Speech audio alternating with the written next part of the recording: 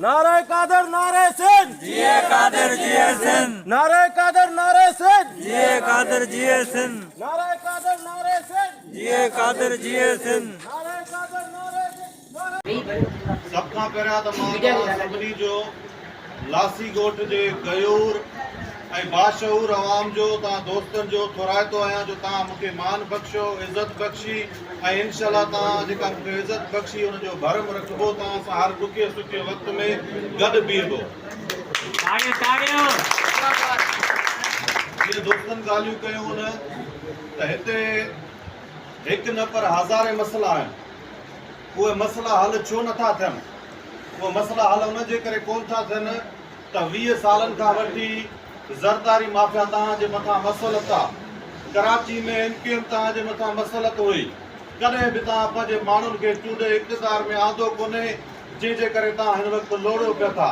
तव्हां अॼु लासी ॻोठ जा रहवासी वाइदो कयो, वचन कयो, तव्हां असां सां गॾु बीहंदो।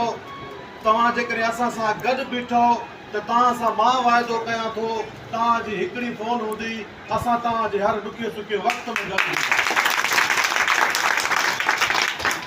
कराची में फुरलुट आहे, को बि माण्हू महफ़ूज़ कोन्हे, बदअमनी आहे, पुलिस गर्दी हिते बि आहे, गुरबत हिते बि आहे, महांगाई हिते बि आहे, धारनि जी यलगार हिते बि आहे।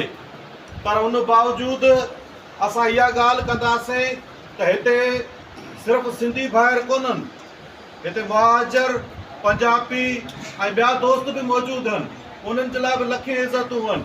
मां इहो चवंदुसि त हिते जेकॾहिं कराची में रहंदड़ जेके बि क़ौमूं आहिनि, सभु पाण में मुतहद हुजनि त पोइ केरु बि तव्हांखे ईअं निचोड़े नथो सघे।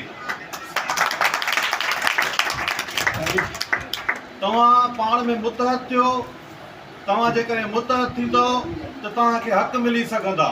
बाक़ी साईं चवे थो त असां सिर्फ़ु असांजो कमु आहे रड़ियूं, दाहूं ऐं कूकूं करणु। त मां चवंदुमि त बाबा हाणे दाहुनि जो, रड़ियुनि जो ऐं कूकनि जो वक़्तु वियो हलियो, हाणे चंबनि ऐं लतनि जो वारो आहे।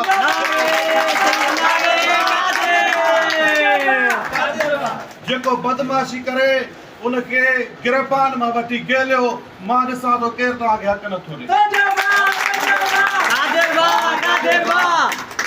इंशाअल्लाह असां कराची जे हिकु हिकु ॻोठ वेंदासीं, जिते बि मसइलो हूंदो उते पंहिंजे माण्हुनि जी मालिकी कबी।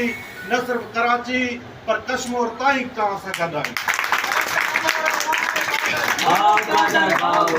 हींअर असांजा दोस्त धरती घणी तारीख़ जा नौजवान रहमतुल्लाह बालादी, अलीशेर, अब्दुल लतीफ़, बाबर, तारिक सुमरो हिते खोड़ मौजूदु आहिनि। सभिनी जा नाला वठंदुमि, थी सघे थो रहिजी विया आहिनि त मां तव्हां खां माज़रत कयां थो। मुंहिंजे लाइ तव्हां सभु क़ाबिल इज़त आहियो।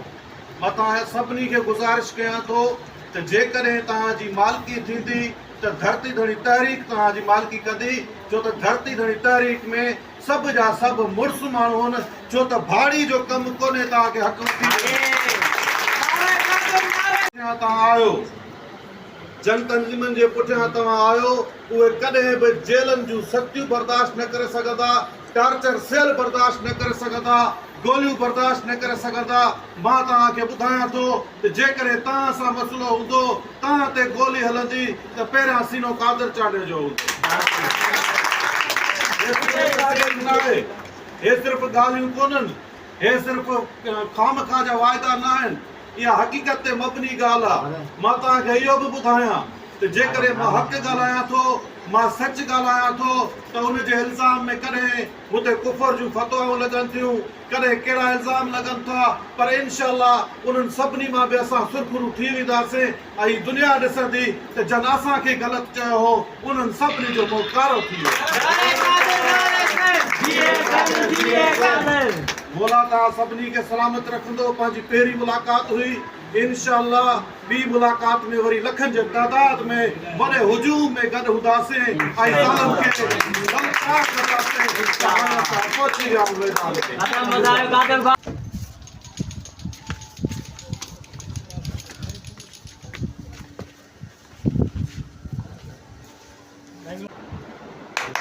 कराची डिवीजन जो सदर अलीशेर बालादी। वहीद जो पसंदीदा शख्सियत आई वहीद जो मुसाफ़िर बनायो ये जो पसंदीदा शख्सियत आई ग्रुप फोटो कढाउला अचो अच्छा सर